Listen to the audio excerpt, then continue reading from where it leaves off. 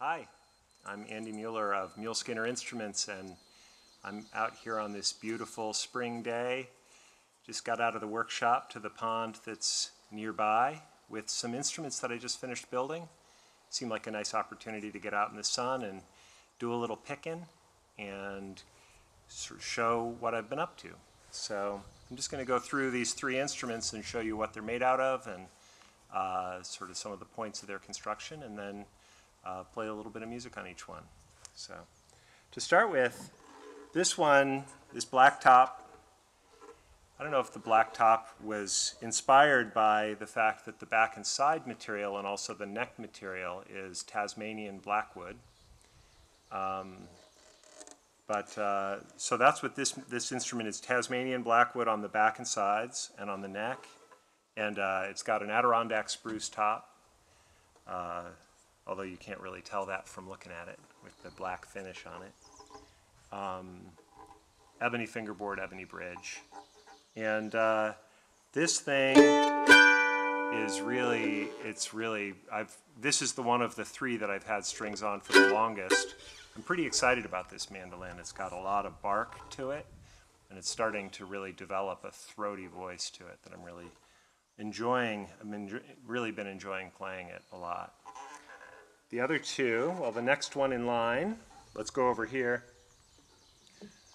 This one has, I don't know if it'll show up in this light, but it has a sweet sort of a blue sunburst finish on the top of it.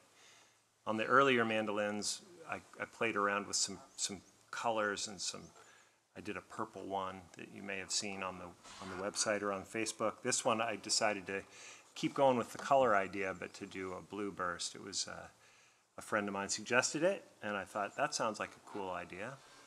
This has a really incredible set of walnut on the back and sides, and on the neck it's got this really deep curl to the figure on the neck. It's fun with this instrument and the blackwood one to have the material that the neck is made out of and the material that the back and sides are made out of the same material. In fact, on both of these instruments, it's not just the same material, it's out of the same board. So it's very consistent throughout the instrument, and I like the look of that. And in this case, both blackwood and walnut proved to be really excellent materials for both the neck and the back and sides. So this one, walnut mandolins, I've built a few of them now, and I find them to be really, they still have, especially with the F-hole style, they still have a nice punch and projection, but there's a warmth to them that a little bit more tonal complexity than either maple or especially the blackwood, which has got a little bit more projection. So this one's only been strung up for about 24 hours, so it's really brand new, but it's already got that quality to its voice that's just a little warmer and a little bit more complex, I find anyway.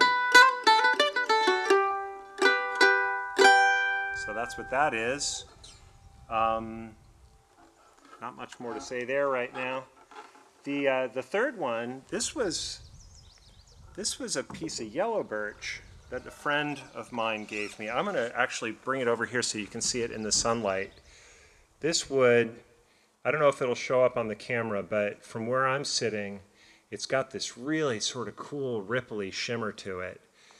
This wood, just looking at it, the adjective that comes to mind for me is creamy. Of course, I'm probably screaming into that microphone as I lean forward. We'll see what happens there.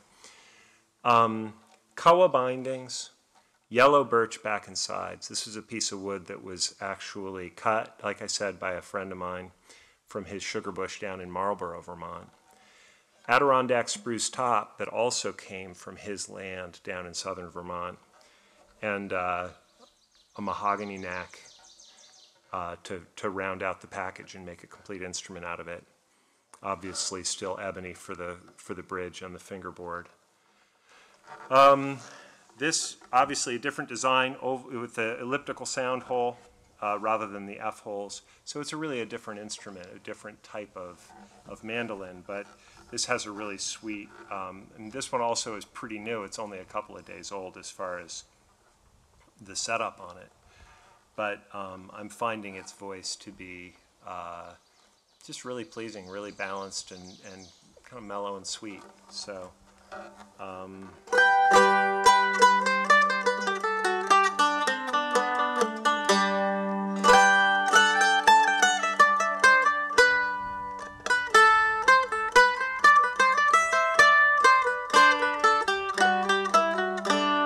So anyway, that's the three. That's the three instruments.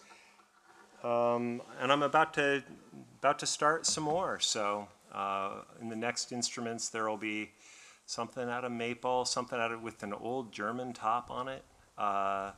Definitely at least one instrument with a full sunburst finish on it. And I've got kind of a cool chunk of spalted American sycamore that I'm thinking about using for a back and side set. But, you know, I'll keep you posted.